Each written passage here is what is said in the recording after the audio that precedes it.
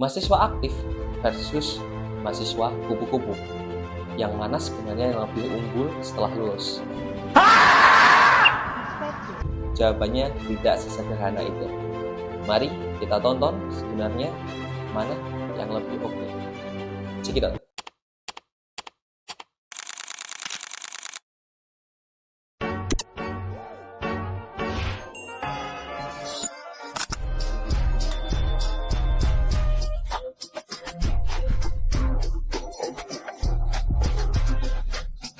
Assalamualaikum warahmatullahi wabarakatuh. Salam sehat dan salam sejahtera untuk kita semua. Serta seperti biasa, salam gelia-gelia.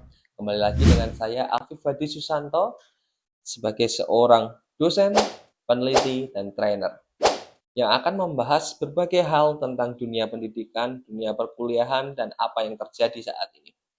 Oke, salah satu topik yang cukup menarik yang sedang dibahas saat ini adalah mahasiswa kupu-kupu atau kuliah pulang versus mahasiswa aktif di organisasi.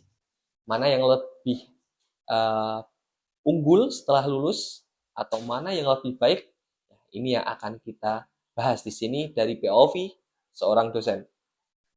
Oke, selama ini kita sering mendengar bahwa mahasiswa aktif pasti lebih sukses. Dari beberapa perdebatan, dari beberapa informasi yang beredar itu menjelaskan hal tersebut. Lalu kemarin saya juga sempat melihat klip perdebatan antara mahasiswa aktif versus mahasiswa kupu-kupu. Nanti ada videonya.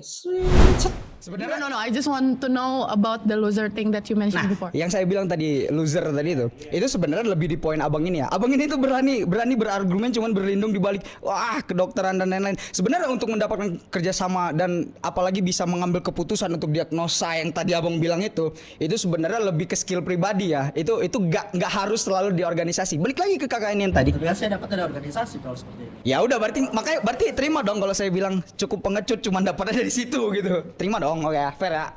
Kalau kita lihat ikut organisasi, punya relasi, aktif di berbagai kegiatan, sementara mahasiswa kupu-kupu kuliah pulang sering dianggap biasa saja. Tapi apakah benar seperti itu?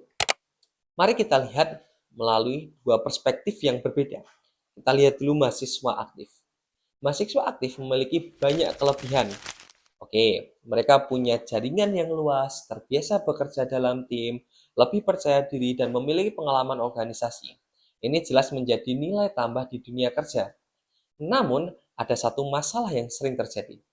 Banyak mahasiswa aktif yang sibuk tapi tidak memiliki arah.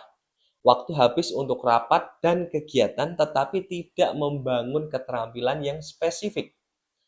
Akhirnya, saat lulus, mereka justru bingung ingin bekerja di bidang apa. Oke. Ini kalau kita melihat secara menyeluruh mahasiswa aktif.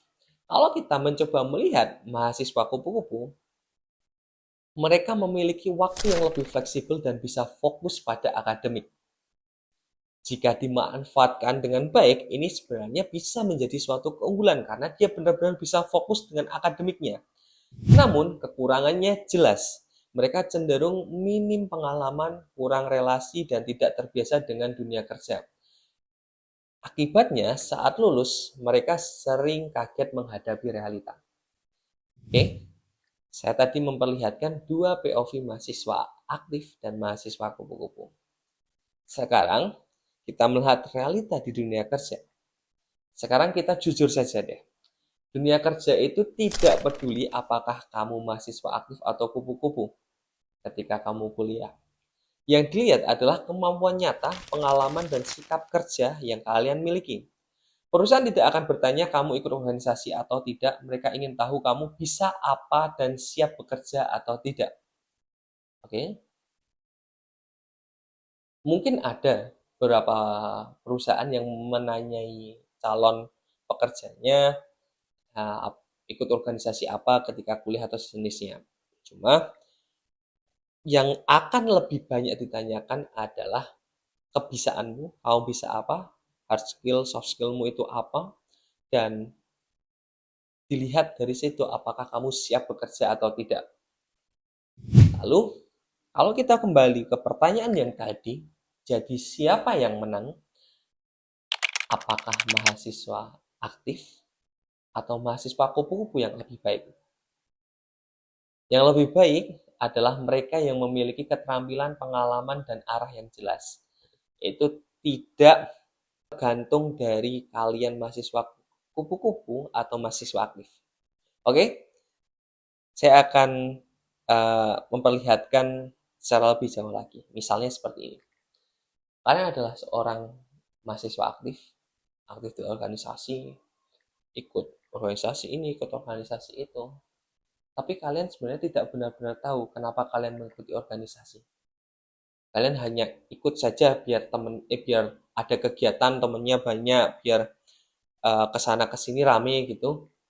Nah, itu bisa menjadi salah satu problem. Kalau misalnya kalian tahu ikut organisasi ini tujuannya apa, kalian bertanggung jawab di organisasi tersebut, melakukan kegiatan dengan baik, mengasah skill-skill kalian, nah itu baru hal yang bagus. Coba kalau kita lihat dari perspektif mahasiswa kupu-kupu. Kalau kalian menjadi mahasiswa kupu-kupu, tapi kalian menggunakan waktu luang kalian itu untuk improve diri kalian, misalnya, oke, saya tidak ingin ikut di organisasi, tapi saya benar-benar akan fokus pada peningkatan skill saya. Saya memang tidak ikut organisasi, tapi saya fokus dengan akademik saya. Saya mengikuti beberapa course yang mungkin bisa meningkatkan skill-skill saya. Lalu, mungkin saya benar-benar mempersiapkan diri saya untuk kedepannya bekerja di tempat yang ingin saya masuki. Saya melihat apa yang dibutuhkan untuk masuk sana, saya melihat hal-hal yang sekiranya bisa meningkatkan probabilitas saya masuk di tempat kerja yang ingin saya masuki, itu menjadi mahasiswa kupu-kupu bukan suatu hal yang buruk juga. Jadi, intinya adalah jika kamu mahasiswa aktif, pastikan kamu tidak hanya sibuk, tetapi juga berkembang. Jika kamu mahasiswa kupu-kupu, pastikan kamu tidak hanya diam, tetapi juga membangun kemampuan. Karena pada akhirnya, yang menentukan masa depan itu bukan labelmu, tetapi apa yang kamu lakukan selama kuliah. Oke? Jadi, pertanyaannya, kamu termasuk mahasiswa yang mana nih? Yang aktif atau yang kupu-kupu? Atau kamu nggak setuju sama pendapat saya bahwa tidak ada salah menjadi mahasiswa kupu-kupu atau menjadi mahasiswa aktif?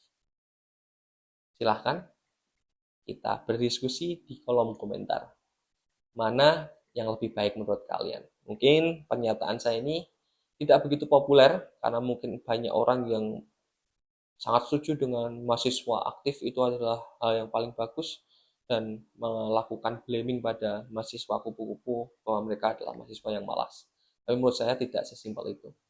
Oke, mari diskusikan bersama, kita cari jawaban yang paling tepat. Itu saja dari saya. Selalu seperti biasa, salam gelia-gelia. Wassalamualaikum warahmatullahi wabarakatuh.